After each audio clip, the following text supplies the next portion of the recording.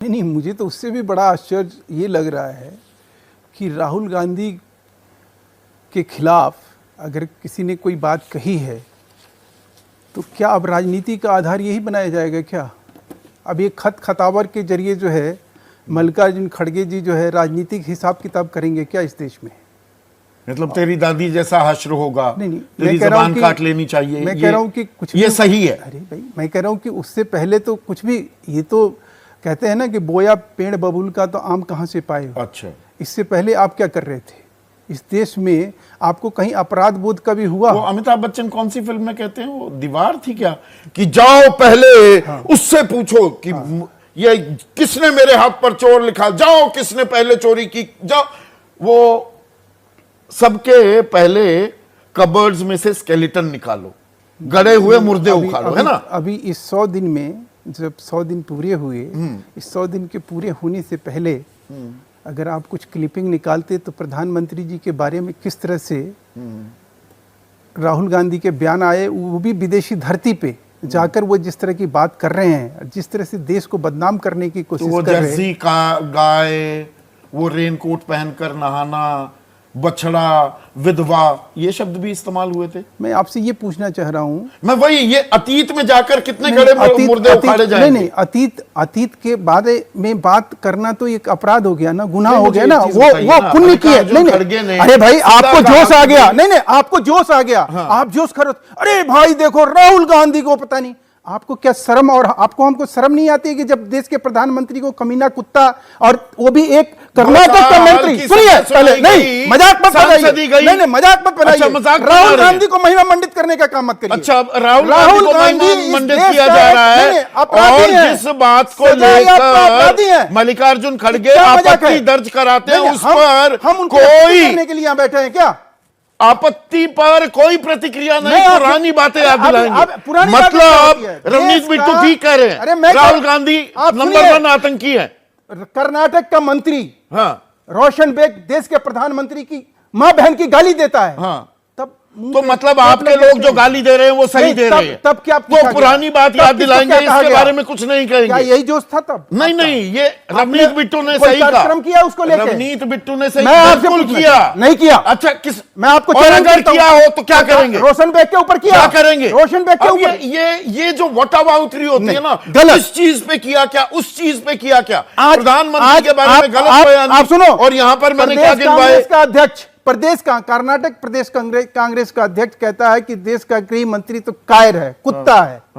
कौन से ये कांग्रेसी उस समय इनके पेन और तो मतलब कागज जो है, बातों की निंदा नहीं की जाएगी, हम पढ़ गए थे लिखने के लिए चिट्ठी, यहाँ पर रोका नहीं जाएगा, कहा जाएगा बहुत अच्छा किया रवनीत बिट्टू, बहुत अच्छा किया तरविंदर सिंह मारवा, बहुत अच्छा किया संजय गायकवाड़। नहीं, समर्थन देने नहीं जा रहा हूं, समर्थन ही तो कर रहे हैं। मैं क्या आपत्ति का जवाब आपने बाकी अपना एक फेरिस्त जोड़कर उसे उजागर करके दोबारा से, रवनीत बिट्टू जिस धर्म संप्रदाय से संबंध रखते हैं, अगर उसके बारे में आप टीका टिप्पणी करेंगे तो स्वाभाविक है टीका टिप्पणी। आप मुझे ये बताइए, मतलब ये कह दिया चिदंबरम को जूता मारने वाला व्यक्ति, भाई सिख समुदाय चिंतित है कि पगड़ी कड़ा पहनने की इजाजत मिलेगी या नहीं, आप कह देंगे आतंकी हो आप। एक चीज और आपको, चिदंबरम को जूता मारने वाले व्यक्ति जो है और वो जिस पार्टी से संबंध रखते हैं, आम आदमी पार्टी में, उसके साथ है कि नहीं?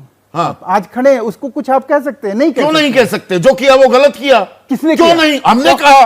खड़गे जी ने कोई चिट्ठी लिखी, वो अब दूसरे ने नहीं किया तो हम नहीं करेंगे। नहीं, खड़गे जी ने उसके मतलब यही है ना, वहां भी कुछ बोला। मतलब राजनीति अब इस बात पर आ गई कि जो यहाँ पर ये बदजुबानी है कि नहीं, ये राजनीति है कि नहीं, ये बदजुबानी है कि नहीं, राहुल गांधी का नाम ये सही इस्तेमाल किया गया कि देश का नंबर 1 आतंकी है, जीभ काटने के लिए 11 लाख रुपए दिए जाएंगे, इसकी जीभ पर चटके देने चाहिए, जला देनी चाहिए। समर्थन कर रहे हैं क्या? आप बताइए ना, समर्थन कर रहे हैं क्या? तो इसकी जो कानूनी कार्रवाई है, उनके ऊपर FIR हो रहा है, उनके ऊपर सब कुछ हो रहा है। अच्छा। जो लोग करा रहे हैं, कर रहे हैं, सारी चीजें हो रही है, कौन मजम्मत नहीं करेगी, लेकिन राजनीति इन लोगों को रोकेगी नहीं, लेकिन इसके तहत सहानुभूति, इसके तहत राजनीति, इसके तहत जो है कहीं राहुल गांधी का कद काठी व्यक्तित्व को एकदम विराट बना देना, ये तो बीजेपी भी कर रही है। क्या मतलब है? गालियां गिनवाई कर्नाटक के चुनाव में, अब वो गालियां 110 हो गई। मैंने क्या कहा, आज भी राहुल गांधी ऐसे व्यक्ति हैं जो इस देश में एक सजा याफ्ता अपराधी इस बात के लिए हैं कि उन्होंने एक जाति विशेष को गाली दी। श्योर कहा। ये भी इन सबको भी सजा होनी आज चाहिए। ऐसे किसी भी राजनेता के साथ ये चोर नहीं आतंकवादी कह देना, चोर कहना आतंकवादी कहने में दिन रात का अंतर होता है। अगर जिसकी दादी और पिता की हत्या आतंकवादियों ने की हो, मैं कह रहा हूं कि उसमें जो कानूनी कार्रवाई बनती है कर रहे हैं ना लोग।